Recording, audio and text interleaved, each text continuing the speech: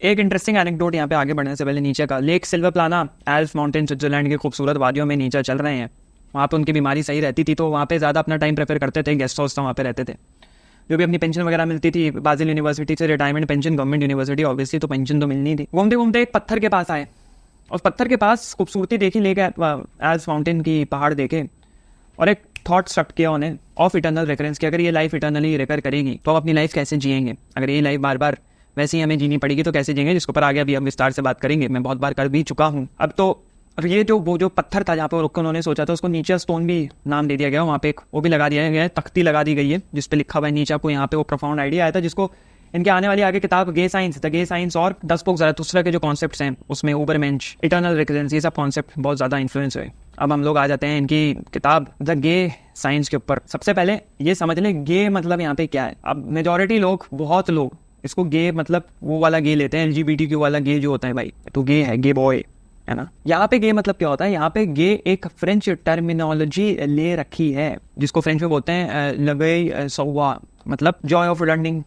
इसके ऊपर मूवी भी एक, जॉय ऑफ लर्निंग टाइप करोगे तो आ जाएगा, मूवी भी एक। और ये जो टर्मिनोलॉजी है गे, इसका GAI है असली, वो अगर आप लें GAI, वो फ्रेंच पोइट्स को कहा जाता था जिनके पास एक पोएटिक स्किल होती थी, और इन पोइट्स को अल्टीमेट मास्टर आर्टिकुलेटर्स कहा जाता था, जो नेचुरल वर्ल्ड में चीजें हैं उनको किस तरीके से शब्द इस्तेमाल करके और किस तरीके से राइटिंग इस्तेमाल करके आप उतार सकते हैं किताबों में, प्लेज में, म्यूजिक में, ये सब जो चीजें आई इससे ये इनका नाम पड़ गया GAI गे। तो यहाँ इसी के ऊपर बात चल रही है, गे साइंस। अब यहाँ पे नीचे का जो इन्फ्लुएंस था कहीं ना कहीं इस किताब को लिखने का, एक American essayist Ralph Waldo Emerson से पढ़ा, जो one of the founding father of transcendentalist movement है, जिसमें कहा जाता है कि पर्सन अपने बेस्ट फॉर्म में तब होता है, अपने बेस्ट सेल्फ में तब होता है जब वो अपने इंडिविजुअल को समझ पाता है, and when he is independent, he she is independent. उसको नीचा ने अपने काम में उनके काम को लगाने की कोशिश करी। अब एमर्सन इंस्पायर्ड थे उन फ्रेंच पोइट से और नीचा इंस्पायर्ड थे एमर्सन से, अमेरिकन एसेट भाई, नामी अमेरिकन, नामी ग्रामी। अब सीन ये था कि भाई एमर्सन का काम यही था नेचुरल लॉज को, नेचुरल कॉजेस को समझाना इन मेटाफोरिकल टर्मिनोलॉजी, जो इनकी बात के काम आया नीचे का, तुम देखोगे उसमें मेटाफर्स का इस्तेमाल, पूरी 10 बुक ज़राथुस्त्रा मेटाफोरिकली डिलीवर करी गई है, तभी वो नीचे की सबसे मुश्किल किताब है, तभी उसको समझना बहुत मुश्किल है। It is not everyone's cup of tea, it is not a walk in the park, it is not a cup, क्या piece of cake, cup of cake बोलने वाला था, हमने भी मुहावरे दे दिए इतने सारे। तो नीचे इंस्पायर्ड, बट यहाँ पे नीचे का जो इंस्पिरेशन था कि मैं भी रियलिटी को समझूंगा, मोरालिटी को समझूंगा। मेरी रियलिटी क्या है, आसपास की मोरालिटी और लोग किस तरीके से पनप रहे हैं, मोरालिटी को एक्सेप्ट कर रहे हैं, उसके बारे में मैं बात करूंगा। अब इसका इनको बड़ा भाई आने वाले वक्त पे बड़ा क्रिटिसिज्म मिला। हैरल्ड ब्लूम, जो one of the most prominent literary critic कहा जाता है, अभी रिसेंटली 2019 में उनका देहांत हुआ, कार्डियक अरेस्ट क्या हुआ, देहांत हुआ। उन्होंने कहा कि रियलिटी को तो मतलब इनका क्रिटिसिज्म दिया कि भाई नीचा is a failed poet, was a failed poet, ठीक है खूबसूरत पंक्तियां हैं, लेकिन वो रियलिटी को कैप्चर ठीक से कर नहीं पा रहे और लोगों को कंफ्यूज कर दे रहे हैं। तो ये क्रिटिसिज्म दिया हैरल्ड ब्लूम बोलना था, हैरल्ड ब्लूम ने। तो ये क्रिटिक्स, इतना बड़ा लिटरेरी क्रिटिक नीचा को सीधा सीधा खारिज कर देता है। कोई बात नहीं भाई, नीचा बाबा इज नीचा बाबा, हम तो पढ़ेंगे। हैरल्ड ब्लूम भैया का काम था कमियां निकालना, खामियां निकालना, तारीफ करना। हमारा काम है अपनी फिलॉसफीज बनाना, हमारा काम है अपना काम आगे बढ़ाना, है ना, सिंपल। अब इसका अंडरलाइंग नेचर क्या था, नीचा ने बोला कि भाई जब अब्राहमिक रिलीजन ये काम कर सकते हैं कि नेचुरल कॉजेज और नेचुरल वर्ल्ड को अपने वक्त के हिसाब से, मेटाफर्स के हिसाब से समझा सकते हैं कि भैया मैंने लिख दिया, अब तुम समझते हो जो तुम्हें समझना है, क्या चल जाए। इन्होंने कहा मैं भी वही करूंगा भाई, पोएटिक लैंग्वेज यूज करके अब मैं समझने की और समझाने की कोशिश करूंगा इस नेचुरल वर्ल्ड को, क्योंकि every experience is subjective. Objective तो है नहीं, एक्सपीरियंस सब्जेक्टिव है। ऑब्जेक्टिव जैसे अब्राहमिक रिलीजन का एक एब्सोल्यूट ट्रुथ का है, वैसे मेरा ऑब्जेक्टिव है कि भाई मोरालिटी बेकार होती है, स्लेव मोरालिटी में मत पढ़ो, भेड़ चाल में मत पढ़ो, उससे बाहर निकलो।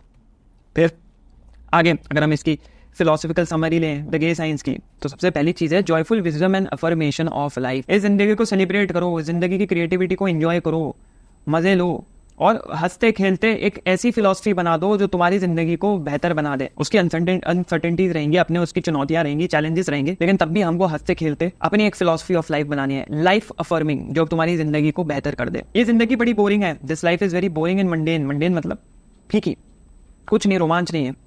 आर्ट और आर्टिस्टिक एक्सप्रेशन उसको रोमांच देता है। वागनर वाले आर्ट को मत समझो, वो तो नेशनलिस्टिक आर्ट है भाई, वो तो पॉलिटिशियंस की जूती चाटता है। हमें वो नहीं बनना, हमें अपना आर्ट खुद से बनाना है, हमको अपनी खूबसूरती खुद से बनानी है। पहाड़ों में देखो क्या खूबसूरत पेड़ हैं, वो अपने में आर्ट है। उस आर्ट को समझ सकते हो। वही है लाइफ अफर्मिंग चीज़। फिर इनकी doctrine of eternal recurrence I obviously मैं बहुत बार बता चुका हूँ, एक बार और बता दूंगा कि एक डीमन अगर आता है और तुमसे बोलता है कि ये वाली ज़िंदगी जैसी तुम जी रहे थे, हर क्षण जैसा अभी तक जिया है, जैसे तुम 30 साल के हो, 30 साल तक तुमने जैसा जब सब कुछ जिया है, सेम चीज़ें करी हैं, सेम रिलेशनशिप में हो, सेम जगह काम किया है, सेम माँ बाप ने पैदा किया है, सेम जगह घूमे हो, सेम डेट्स पे घूमे हो, सब कुछ वैसे ही होगा, तो तुम क्या करोगे? अब यहाँ एक इंसान होगा जो रोएगा, गाली देगा उस डीमन को, तुमने क्या कर दिया, ये मैं ऐसी ज़िंदगी नहीं जीना चाहता, नहीं चाहिए मुझे। और वो ज़िंदगी जीनी है, बार बार मरोगे फिर रीसेट, मरोगे फिर रीसेट, बार बार इटर्नली जीना है, इटर्नली रिकर करेगी वो चीज़। तो एक रोएगा, दूसरा होगा उसके पैर छुएगा, बोलेगा भाई डीमन बाबा आपने हमारी आंखें खोल दी, आने वाली जो ज़िंदगी है, आने वाले जो मैं 60 साल 30 साल और बचे हैं मेरे, या 50-40 साल और बचे हैं ज़िंदगी के, मैं उसको इतने अच्छे से जीऊँगा कि मेरे को ये ज़िंदगी बार बार जीने का मौका मिले और मैं जीना चाहूँ। ये इटर्नल रिकरेंस, एक सेल्फ हेल्प कॉन्सेप्ट। अभी तक अगर तुमने बकैती काटी है अपनी ज़िंदगी में, आने वाले वक्त में इतना एंजॉय करो कि अगर वापस से ये लाइफ जीनी पड़े तो तुम खुशी खुशी जी सको, रो मत। इससे क्या होगा, मरते टाइम तुमको रिग्रेट नहीं रहेगा। डेथ बेड पे रिग्रेट सबको आने वाला है, तुम एक्सेप्ट करो, डेथ नहीं करो, तुम अपना बुढ़ापा एक्सेप्ट करो नहीं करो, वो रिग्रेट आएगा ही आएगा। फिर गॉड इज डेड का इन्होंने जो डिक्लेरेशन कर दिया, इटर्नल रेफरेंस पे भी लेक्चर है, गॉड इज डेड पे भी लेक्चर है, जाके देखो। द साइंटिफिक रेवोल्यूशन आ रहा है, हमने अपने हाथों से मार दिया, God is dead and we have killed him, या God is dead, God remains dead, we have killed him, how shall we comfort ourselves the murderers of all murderers, what was the holiest and mightiest of all the world has atoned has led to death under our own eyes। कौन सा पानी use करेंगे, what sacred games, कौन सा holy water use करेंगे? क्या हम खुद को ही गॉड घोषित कर दें? might just we call ourselves God just to appear worthy of it। इन्होंने लाइन कही, ऊपर नीचे हो गई, लेकिन हाँ मीनिंग इनका यही था। कल्चरल शिफ्ट आ रहा है, कल्चरल वैल्यूज शिफ्ट हो रही हैं, अपने इंसान खुद वैल्यूज बना रहे हैं, और इस डिवाइन अथॉरिटी के एब्सेंस में क्या करोगे भाई? एडवेंट ऑफ नाइलिज्म, यहाँ इन्होंने नाइलिज्म पे बात करी, फिर भी बहुत लेक्चर, इसलिए मैं यहाँ पे छेड़ना नहीं चाह रहा था नाइलिज्म को ज़्यादा, क्योंकि गॉड हट जाएगा, मॉरल सिस्टम हट जाएगा तो नाइलिज्म आ जाएगा। अब उस नाइलिज्म को कैसे हम रोकेंगे? नीचा को बोला जाता है he was a nihilist, no he was not a nihilist, he was an active nihilist. कि नाइलिज्म आ रहा है, अब उससे हमें बच के बाहर निकलना है, नाइलिज्म से अपनी वैल्यूज बनाएंगे। Will to power, the concept of ओवरमेंश, ओवरमैन, विल टू पावर, अपने बेस्ट सेल्फ बनो। एक अंदर में ऐसी शक्ति है जो बेस्ट सेल्फ बनना चाहती है, विल टू पावर। इसको आगे थोड़ा सा विस्तार में बात करेंगे। ये सब बातें कहते कहते वो आगे बढ़ गए कि नाइलिज्म से तुम कैसे ओवरकम कर सकते हो। क्रिटिक ऑफ रिलीजन मोरालिटी की ये जो मॉरल्स है वो आउटडेटेड हो गए हैं, अब इनको अपग्रेड और इवॉल्व होने की जरूरत है, और वो एवोल्यूशन हम करेंगे। ये जो लाइफ अफर्मिंग मोरालिटी नहीं है, ये लाइफ डिनाइंग मोरालिटी है जो अभी तक तुम फॉलो कर रहे हो। बचना है तो अपने वैल्यूज खुद बनाना शुरू करो, वरना बेटा ये ट्रेन हाथ से निकल जाएगी, गाड़ी तुम्हारी छूट जाएगी। फिर ग्रे साइंस में इन्होंने विल टू पावर के कॉन्सेप्ट को थोड़ा सा टच किया कि हर इंसान की एक बेसिक मतलब एक बेसिक डिजायर होती है to become its best self. एक तरफ आर्थर शोपेनहावर ने कहा विल टू लाइफ विल ज़ुम लेबन, ये कह रहे विल टू पावर विल ज़ुम मार्क्स। विल टू लाइफ मतलब जीने की एक लाइफ विल होती है हर किसी में, इनसेटिएबल विल होती है। इन्होंने कहा नहीं भाई, अगर सब जीना चाहते हैं कोई रिस्क क्यों लेता है, स्काई डाइविंग क्यों करते हैं लोग, वो होता है ना आजकल बिल्डिंगों पे क्यों चढ़ते हैं लोग, भाई जीना तो वो भी चाहते हैं, नहीं वो अपना बेस्ट सेल्फ बनना चाहते हैं। हर किसी इंसान का विल टू पावर कुछ हो सकता है। किसी इंसान का विल टू पावर हो सकता है कि मैं पॉलिटिशियन बन के इस दुनिया पे कंट्रोल करूं।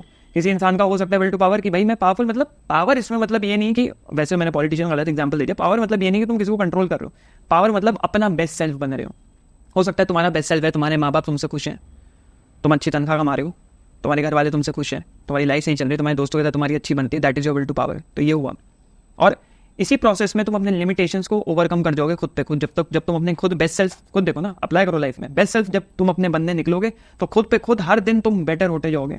0.01% better every day exponentially grow करता है। जिसने एटॉमिक हैबिट्स पढ़ी होगी, मैंने नहीं पढ़ी, बस ये कॉन्सेप्ट सुना है।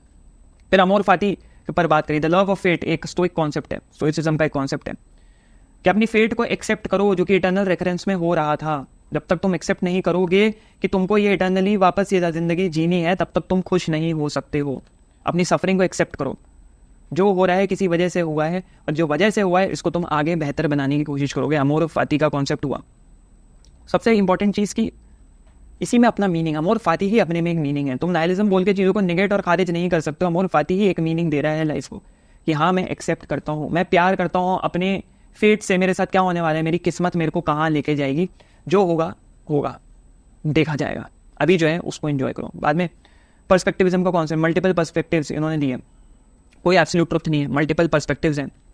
और ये आइडिया जो है चैलेंज करता था डॉगमेटिक थिंकिंग को, ये वहमों को, वहमबाजी जो बोलते हैं ना उसको, सुपर नेचुरल और डिवाइन एंटिटीज़ का जो वहम होता था उसको चैलेंज करना शुरू कर दिया। यार इसने तो ये बात अलग कह दी, इसने तो सब्जेक्टिविज्म पे बात कर ली। ये तो ओपननेस एंड फ्लेक्सिबिलिटी की भाई एक ट्रुथ, सत्य में भी फ्लेक्सिबिलिटी होनी बहुत ज़रूरी है। सत्य ट्रुथ की बात कर रहे हो, जब तक फ्लेक्सिबल नहीं होगा तब तक मज़ा नहीं आएगा। जब तक तुम उसको तोड़ मड़ोड़ नहीं सकते तब तक मज़ा नहीं आएगा। फाइनली गे साइंस में क्या इसका रेलेवेंस है मॉडर्न टाइम में? सेकुलर ह्यूमनिज्म जो नीचे ने डिक्लेयर किया गॉड इज डेड, वो सेकुलर ह्यूमनिज्म से बहुत ज़्यादा तालमेल खाता है कि भाई सारे रिलीजन्स को एक साथ इनकॉर्पोरेट करो और उसकी वजह से न्यू सेंस ऑफ मीनिंग बनते हैं, सेकुलर कंट्रीज बनती हैं। फिर ऑथेंटिक लिविंग, इटर्नल रेकरेंस का जो इनका कॉन्सेप्ट है बहुत पावरफुल है। अगर तुम बैठ के सोचो इसको, जो मैंने बताया वो तुम्हारी ज़िंदगी बेहतर कर सकता है। Cultural critic, obviously cultural critic जो दिया, सोसाइटल नॉर्म्स को जो इन्होंने चैलेंज किया। Empowerment, will to power, empowerment. अब एक इंडिविजुअल कमज़ोर नहीं है, वो खुद से पावर दे सकता है, अपना बेस्ट सेल्फ बन के मोटिवेशन दे सकता है, खुद का लीडर खुद से बन सकता है। खुद के लीडर बनोगे तो दुनिया के लीडर खुद पे खुद बन जाओगे। People will follow you. Acceptance of fate, इन्होंने लाइफ दी, एक्सेप्टेंस ऑफ लाइफ, अमोर फाती। एक्सेप्ट करो, साइकोलॉजिकली एक्सेप्ट करो and physiologically let go of things, distance कर लो, क्योंकि एक्सेप्ट तुमने कर लिया है चीज़ों को। बाकी इंटेलेक्चुअल ओपननेस इनकी वही पर्सपेक्टिविज्म से कि अलग अलग व्यू पॉइंट्स होने चाहिए, कि ये नहीं कि मेरा स्कूल ऑफ थॉट ये तो मैं बस इसी के बारे में सोचूंगा, इससे बाहर में सोचना नहीं चाहता हूँ, सब बेकार, ये बेस्ट, ये वाला कॉन्सेप्ट। वो ओपननेस के बारे में उन्होंने बात करी। All in all gay science, themes of creativity, authenticity, cultural evaluation, traditional values, इसके ऊपर बात करी जो कि मॉडर्न एग्जिस्टेंस में भी बहुत इंपॉर्टेंट होती है। अपनी लाइफ को एम्ब्रेस करो, नीचा ने कहा अपनी लाइफ को बेटर बनाओ खुद से, खुद के दम पे। नाइलिज्म आ रहा है, advent of nihilism, future, he was a profit, modern profit नीचा। फ्यूचर में नाइलिज्म आ रहा है, कैसे बचोगे इन सब? मैं तुमको हथियार दे रहा हूँ, नीचे ने हथियार दिया, उनको नाइलिस्ट कहा जाता है। नाइलिस्ट के बाद हथियार थोड़ी होता है। Existentialism is a tool to combat nihilism. उन्होंने कहा मैं ये हथियार दे रहा हूँ, अमोर फाती दे रहा हूँ, ऊपर बेंच दे रहा हूँ, विल टू पावर दे रहा हूँ, इटर्नल रेफरेंस दे रहा हूँ। करो यार, हथियार है, जियो। तो अगर ये क्लिप अच्छी लगी हो तो बहुत ज़रूरी है सब्सक्राइब करना, और अगर इससे रिलेटेड और पूरा लेक्चर देखना है तो फिर यहाँ या यहाँ कहीं पे भी वीडियो दिख रहा होगा, उसको क्लिक करो और मेरे मेन चैनल पे पूरा लेक्चर देख लो।